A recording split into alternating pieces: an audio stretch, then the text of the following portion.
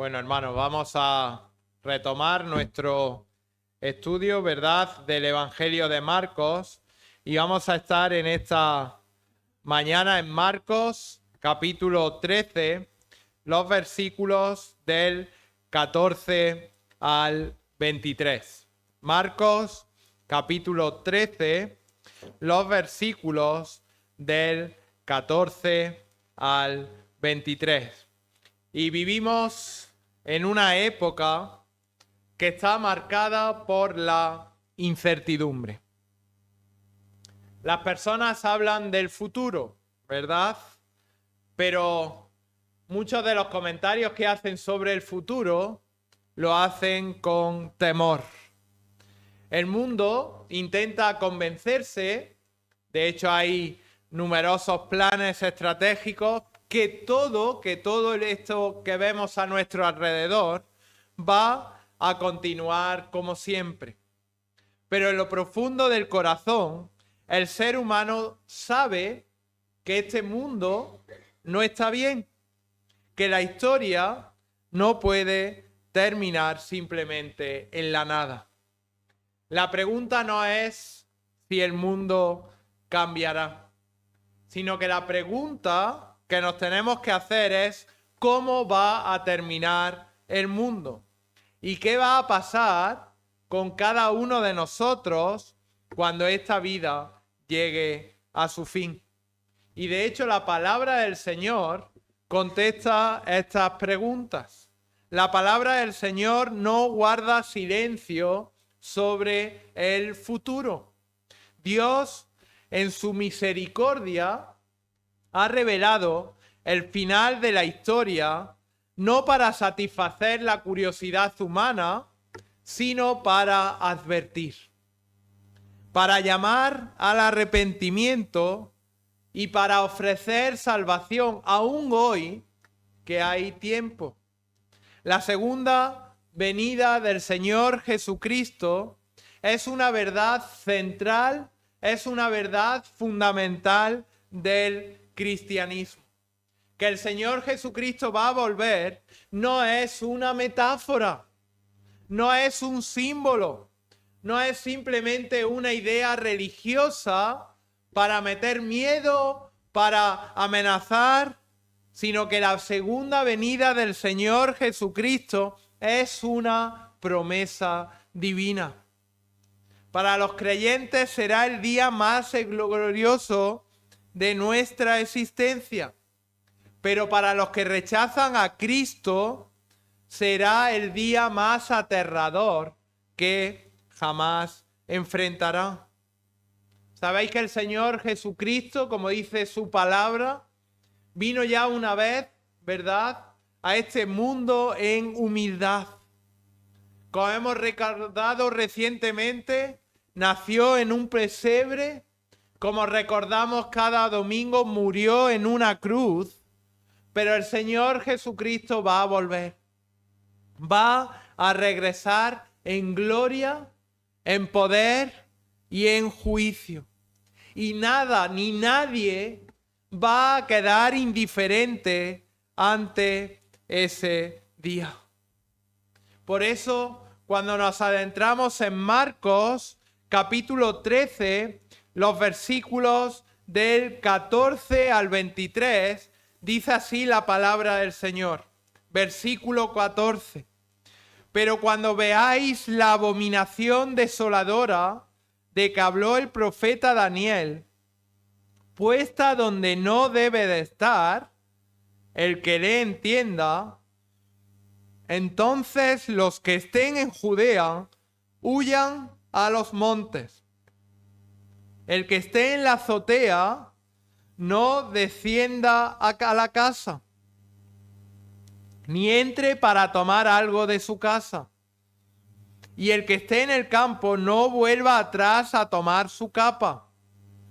Mas hay de las que estén encintas y de las que críen en aquellos días.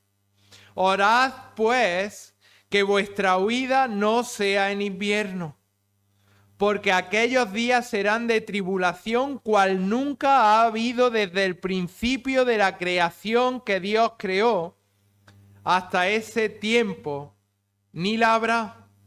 Y si el Señor no hubiese acortado aquellos días, nadie sería salvo. Mas por causa de los escogidos que Él escogió, acortó aquellos días. Entonces, si alguno os dijere, mirad, aquí está el Cristo, o mirad, allí está, no le creáis, porque se levantarán falsos cristos y falsos profetas, y harán señales y prodigios para engañar, si fuese posible, aún a los escogidos. Mas vosotros mirad, os lo he dicho todo antes. Este pasaje, si recordáis, hace algunas semanas estuvimos en el pasaje anterior. Si recordáis, este pasaje fue pronunciado por el Señor Jesucristo la última semana de su vida terrenal. Era miércoles, ¿verdad? Y en solamente unas horas después iba a ser entregado, golpeado y, como conocemos, ¿verdad?, crucificado. Sin embargo, fijaros, antes de morir, el Señor decide hablar del fin del mundo. Y si recordáis, como vimos hace unas semanas cuando estuvimos en el texto inmediatamente anterior, es la explicación más larga dada por el Señor Jesucristo ante cualquier pregunta en toda la Escritura. Justo antes de morir, el Señor habla sobre el fin del mundo. Había estado ya 3 años con sus discípulos. Había tenido tiempo. Pero el Señor decide hacerlo en este instante. ¿Por qué? En primer lugar, porque el Señor quiere que estemos preparados. El Señor quiere que los suyos, estén preparados. En segundo lugar, porque Él quiere advertir a los que aún no creen. Y en tercer lugar, porque el Señor es un Salvador misericordioso, pero también muestra que es un juez justo. Y con esto en mente, vamos a ver 3 realidades inevitables del fin del mundo. En primer lugar, en este texto vamos a ver la perversión del anticristo. En segundo lugar, vamos a ver el pánico de las personas. Y en tercer lugar, la protección soberana de Dios para sus escogidos. Y vamos a responder esta pregunta. ¿Estoy preparado para encontrarme con Cristo? ¿Estoy preparado para encontrarme con Cristo? Fijaros, en primer lugar, vamos a ver la perversión del anticristo. Dice la palabra del Señor, versículo 13 y versículo 14. Versículo 14. Pero cuando veáis la abominación desoladora de que habló el profeta Daniel, puesta donde no debe de estar, el que lee, entienda. Es decir, Jesús, en este pasaje, dirige ahora la atención de sus oyentes a un evento. Recordáis que los apóstoles en el versículo 4 le dice, ¿cuándo serán estas cosas? No solamente se estaba refiriendo a la destrucción del templo, ¿verdad?, que ya sucedió en el año 70 después de Cristo, sino que se estaba refiriendo a los eventos futuros. Y el Señor, en este pasaje, en este versículo 14, les dice que ha de suceder un evento específico. Un evento que todo el mundo lo va a ver, un evento visible. Un evento que todo el mundo va a identificar y que marcará un punto de no retorno en la historia humana. Fijaros, dice versículo 14, cuando veáis la abominación desoladora. No está hablando de una sensación de alguien. No está hablando de una percepción abstracta. No está hablando de una tendencia cultural. No habla de una crisis progresiva, sino que habla de un hecho concreto que va a poder ser reconocido claramente por aquellos que conozcan las Escrituras. Versículo 14. Cuando veáis la abominación desoladora. ¿Qué significa este término? Este término, abominación desoladora, para nosotros o para la sociedad puede ser un término que no comprendan. Nosotros sí, ¿verdad? Porque conocemos las Escrituras. Pero para los judíos, para los oyentes de la época, era un término totalmente conocido, era un hecho reconocible. Proviene, ¿verdad? Conocían el Antiguo Testamento y como dice este pasaje, proviene del libro del profeta Daniel. Y ahí habla para describir un acto de profanación extrema contra Dios y su santuario. Por eso dice, cuando veáis la abominación desoladora puesta donde no debe de estar. ¿Qué es la abominación? En la palabra del Señor, el término abominación se refiere a todo aquello que es repugnante para Dios. Especialmente hace referencia en toda la Escritura a aquello que está relacionado con la idolatría, con la blasfemia y con la adoración falsa. Por eso decimos que todo aquel que confía en sus obras, por eso en la palabra del Señor dice que todo aquel que confía en el Señor más una virgen, más el Señor más un santo, el Señor más esa abominación, ¿verdad? Porque está refiriéndose a esa falsa idolatría, a esa falsa blasfemia, a una adoración falsa. Lo que el Señor Jesucristo está enseñando aquí a sus discípulos y a cada uno de nosotros, porque ahora lo vamos a ver, es que en el punto medio de la tribulación final, dentro de esos 7 años de los cuales nos habla el profeta Daniel, va a surgir un personaje que va a encarnar la rebelión humana contra Dios de manera total. Este personaje que va a surgir en ese momento se identifica a lo largo de la Escritura como el anticristo, que no solamente se opondrá a Dios, sino, y aquí está el punto, se va a exaltar, se va a proclamar a sí mismo como Dios.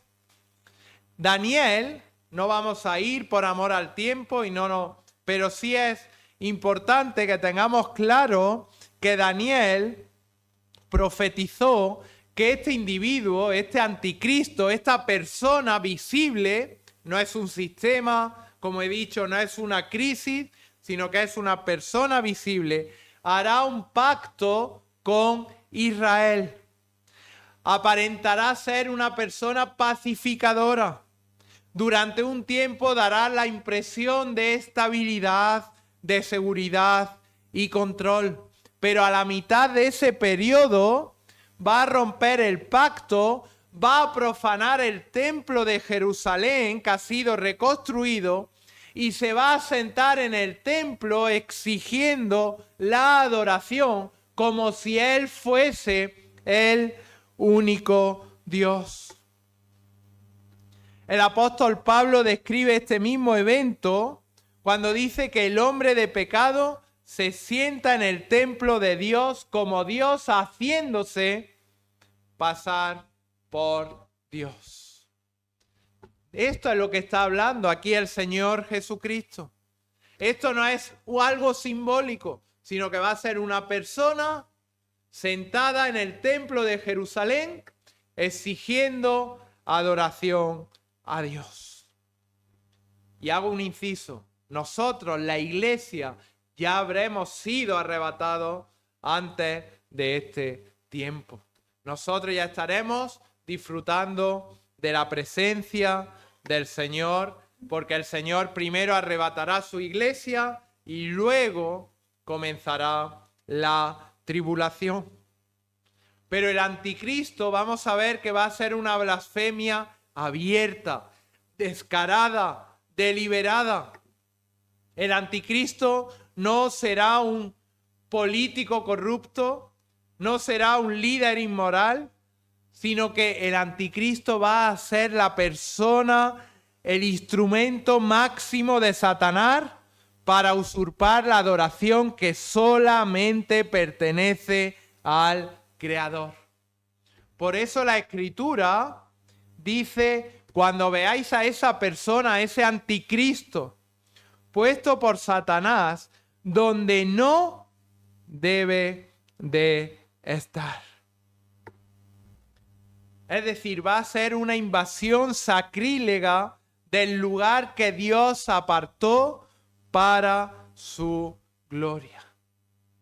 Y fijaros, si nos vamos a las semanas de Daniel, el anticristo no va a aparecer inicialmente como un monstruo, no va a llegar anunciándose como un enemigo de Dios, al contrario, va a ser una persona carismática, inteligente, persuasivo, va a resolver problemas y conflictos internacionales, va a unificar las naciones o va a ofrecer solución en medio del caos. Es decir, la gente no le va a adorar por miedo, sino porque lo van a admirar. Pero en ese momento, en el momento en el que él ocupe el templo del centro en Jerusalén, llegará el momento en que su verdadera naturaleza será revelada. Blasfemará el nombre de Dios y comenzará, y aquí vamos a ver, la persecución contra los judíos y hará guerra contra todos aquellos que se mantengan fieles a Jesucristo. La iglesia será arrebatada, pero en ese tiempo aún personas podrán llegar a Cristo por medio de Jesucristo. Fijaros, dice versículo 14, el que lee, entienda. Esto no es un comentario casual. Fijaros, está ahí entre paréntesis. Esto no es decir, bueno, ¿por qué pone esto? No es una coletilla. Es una exhortación al creyente. Es un llamado a la responsabilidad. Este hecho no debe de ser ignorado, sino que esto debe de ser comprendido a la luz de la palabra. Y fijaros, esta enseñanza, aunque estaba siendo dirigida a los discípulos, no era para los discípulos, sino que era, ¿verdad?, para los creyentes que en ese momento, cuando la iglesia haya sido arrebatada y crean en el Señor Jesucristo, vayan a la Escritura, vayan a este pasaje y lean y digan, estamos ahora en ese instante, estamos ahora en ese momento. En primer lugar, hemos visto, ¿verdad?, la perversión del anticristo. En segundo lugar, vamos a ver el pánico de las personas. Fijaros, versículo 14, la segunda parte, hasta el versículo 18. Dice, entonces los que estén en Judea, huyan a los montes. El que esté en la azotea, no descienda a la casa, ni entre para tomar algo de su casa. Y el que esté en el campo, no vuelva atrás a tomar su capa. Mas hay de las que estén encintas y de las que críen en aquellos días. Orad pues para que vuestra huida no sea en invierno. En ese mismo instante, ¿verdad? Hemos visto que en mitad, ¿verdad?, de ese momento, de esa tribulación, la abominación desoladora, que es el anticristo, va a ser manifestada. Se va a colocar en el centro del templo en Jerusalén y va a decir que Él es Dios y que merece la adoración de Dios. ¿Cuál va a ser la respuesta del ser humano? Pánico absoluto. Fijaros, el Señor Jesucristo, ¿qué está describiendo? Una huida, ¿verdad? Una huida desesperada, urgente, sin ningún tipo de preparativos. Como cuando nuestra casa está en llamas. Dice, no desciendas, no entres, ¿verdad?, a tu casa, no vuelvas atrás. ¿Por qué? Porque a partir de ese momento la persecución será inmediata, será violenta y será mortal. ¿Y a quién se está refiriendo específicamente? Este pasaje principalmente habla de aquellos que estén en Judea. Versículo 14. Fijaros, dice, entonces los que estén en Judea. ¿Por qué? La iglesia, vuelvo a repetir, ya ha sido arrebatada. Por lo tanto, el principal blanco del anticristo, la principal furia del anticristo será el pueblo judío. Va a ejercer autoridad sobre el mundo entero, pero su odio se va a concentrar específicamente y particularmente en Israel y en los creyentes que en ese tiempo confiesen a Jesucristo. Van a ir en contra de Israel, que es el pueblo de Dios, el pueblo escogido de Dios. Por eso Israel siempre tenemos que tenerlo en estima y considerarlo. Y aquellos creyentes que desde el rapto de la iglesia y durante todo ese tiempo hayan creído en el Señor Jesucristo, que ya no son iglesia, porque vuelvo a repetir, la iglesia ya ha sido arrebatada. Por lo tanto, Jerusalén, que durante siglos sabéis que ha sido una ciudad de conflicto, en ese mismo momento, cuando el anticristo tome el templo y exija la adoración como Dios, se convertirá en el epicentro del odio satánico. Y si nos vamos al libro del Apocalipsis, ahí se nos revela la masacre tan severa que va a morir 1/3 de la población mundial, etcétera, etcétera, y de Apocalipsis capítulo 6 hacia adelante.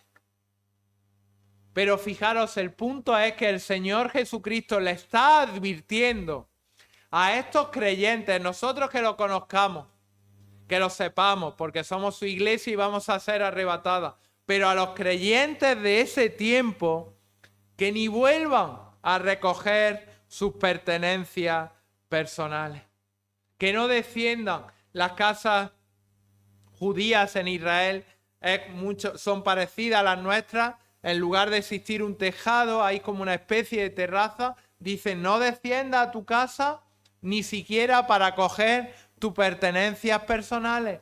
No vuelvas atrás al campo para coger tu abrigo. Menciona a las embarazadas y tiene especial compasión con ellas. Mencionan a las madres, ¿verdad? Y a los que estén criando en ese tiempo. Y esto no es una metáfora para dramatizar el discurso, sino lo que el Señor Jesucristo está mostrando es la realidad humana del sufrimiento que va a haber en ese momento. El punto es que la huida será agotadora, que va a haber un peligro constante, que la vulnerabilidad del pueblo de Israel y de los creyentes de ese tiempo que estén en la tribulación va a ser extremos. Fijaros que menciona hasta factores climáticos. No porque el frío sea un problema, sino porque cualquier obstáculo, por pequeño que parezca, va a significar la diferencia entre la vida y la muerte. Y aquí aprendemos nosotros una lección espiritual profunda.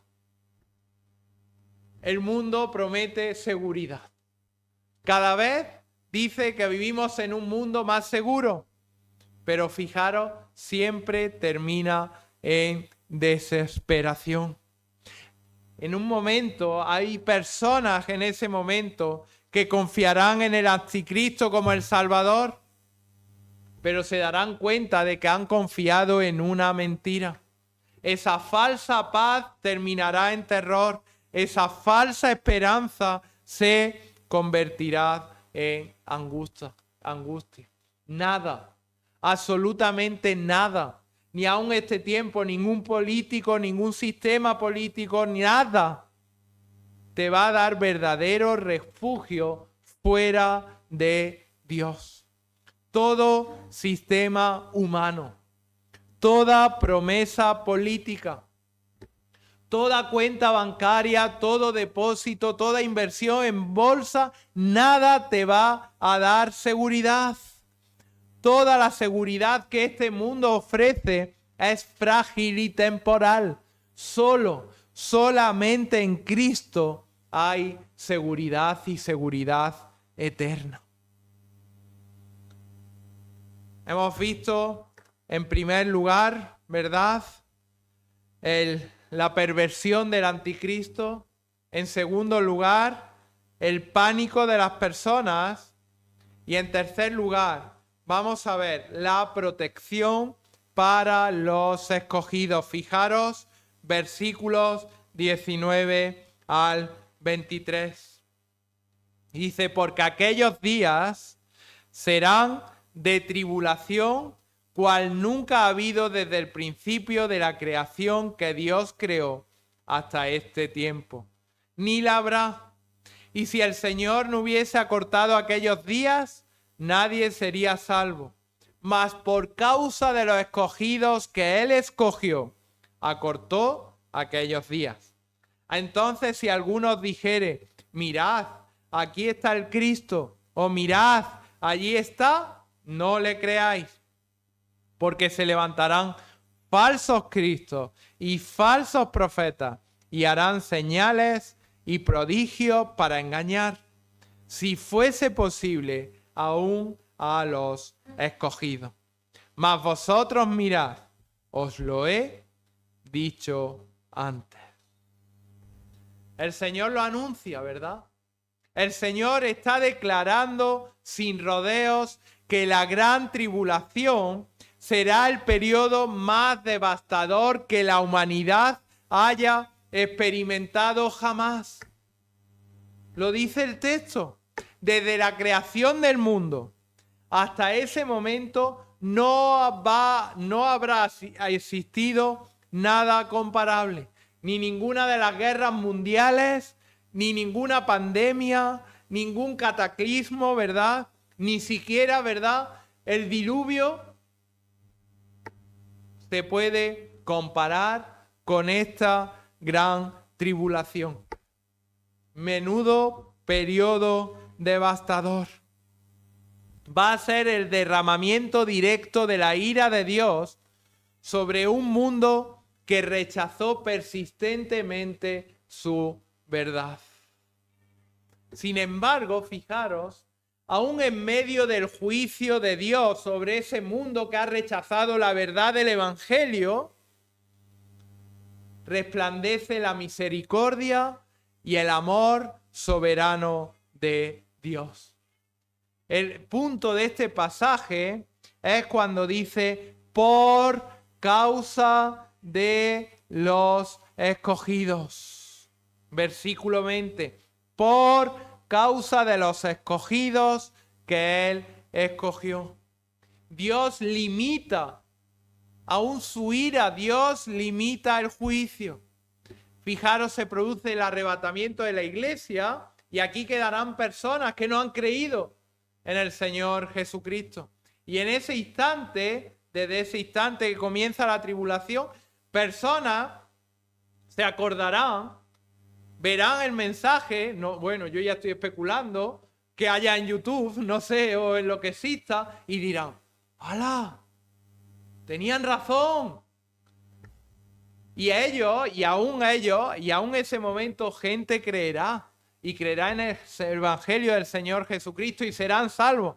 Pues por amor a ellos, a esos que durante ese tiempo creerán, el Señor acortará el tiempo de la gran tribulación. ¿Por qué? Porque Dios, desde el comienzo hasta hoy y hasta el final, Dios preserva a su pueblo. Dios cuida de su pueblo. Dios preserva a su pueblo. Fijaros, Dios aún en medio del diluvio cuidó, ¿verdad? Cuidó de la simiente para que viniese el Señor Jesucristo. Aún en medio de ese Israel que le rechazó, le saca de Egipto, le rechaza, pero aún así Dios les da su tierra prometida. Si Dios no interviniese soberanamente y Dios no acortase, dice el texto bíblico, que la humanidad entera sería destruida. Pero aún en medio de ese juicio de la gran tribulación, el Señor ha determinado en su plan soberano salvar un remanente de judíos que haya en esa época, del pueblo de Israel que haya en esa época y de gentiles que crean en el Señor Jesucristo conforme a su gracia eterna. Y en medio de eso, en medio de esa gran tribulación, en medio de ese dolor, en medio de esa persecución, aún habrá falsos cristos, y falsos profetas que realizarán señales y prodigios. ¿Con qué? Con el propósito de engañar. Y dice la palabra del Señor que muchos serán seducidos, que muchos creerán la mentira, pero fijaros lo que dice versículo 22. Dice, para engañar si fuese posible aún a los escogidos, mas vosotros mirad, os lo he dicho todo. Es decir, no podrán ser engañados. ¿Por qué? Porque ni aún ahora, ni en ese momento de la gran tribulación, la salvación no depende del ser humano. La salvación no depende de la capacidad que cada uno de nosotros tengamos para mantenernos firmes. Si dependiese de nosotros, ninguno seríamos salvos, porque todos pecamos. Ninguno podríamos mantenernos firmes. Sin embargo, la salvación depende del poder de Dios. Y Él nos cuida, Él nos preserva. Los creyentes de la iglesia y aquellos escogidos de ese tiempo están seguros porque pertenecen a Cristo y están en sus manos. Dice la palabra del Señor que nadie los arrebatará de mi mano. Esto, queridos hermanos, es la gracia soberana. Es la gracia cuidadora del Señor Jesucristo. Por eso el Señor dice que aquellos que perseveran hasta el fin serán salvos. La doctrina de la perseverancia de los santos, aquellos que han sido verdaderamente salvos, van a perseverar hasta el fin. No porque tengan mayor capacidad intelectual, no porque sean más fuertes para mantenerse firmes, sino por la gracia del Señor Jesucristo. Por eso, queridos hermanos, necesitamos a Cristo cada día en nuestra vida. Por eso necesitamos dejarnos en sus manos. Por eso necesitamos el consuelo de Cristo y la seguridad que tenemos en Cristo. Y si estás escuchando estas palabras, Fijaros, estas palabras no fueron escritas, o no solamente, mejor dicho, fueron escritas para una generación futura. Fueron escritas, si hoy estás escuchando esto y no eres creyente, para advertirte. El Señor puede venir a por su iglesia en cualquier momento. ¿Cuándo va a ser el rapto? Inmediatamente. No sabemos cuándo, pero puede ser ya. El mismo Cristo que va a regresar como juez y que va a ver, y vamos a ver todo esto que hemos contado en esta mañana, hoy, en el tiempo de la iglesia, se ofrece como un Cristo Salvador. Hoy extiende su gracia y llama a las personas al arrepentimiento. Aún hoy es tiempo de salvación. Dice la palabra del Señor que el Señor Jesucristo murió por pecadores. Él cargó la ira que cada uno de nosotros merecíamos a causa de nuestro pecado, pero resucitó al tercer día para que todo aquel que se arrepiente y cree reciba perdón y vida eterna. La respuesta no debe de ser esperar. Porque si esperas, la iglesia será arrebatada y puede que sufra esta gran tribulación. Por eso el llamado es inmediato. No puedes postergar la decisión. No puedes confiar en tu religión. No puedes confiar en tus obras, sino que solamente puedes arrepentirte de tu pecado y creer en la gracia del Señor Jesucristo. Aún hoy es tiempo de salvación, una salvación que va a ser mucho más sencilla, mucho más fácil que lo que será en aquel momento. Una salvación por gracia, formas parte de los escogidos, formas parte de este tiempo, de este paréntesis que es la iglesia, dentro del plan redentor del Señor Jesucristo, y seremos arrebatados y estaremos con Cristo para toda la eternidad. Pues que el Señor bendiga su palabra. Amén.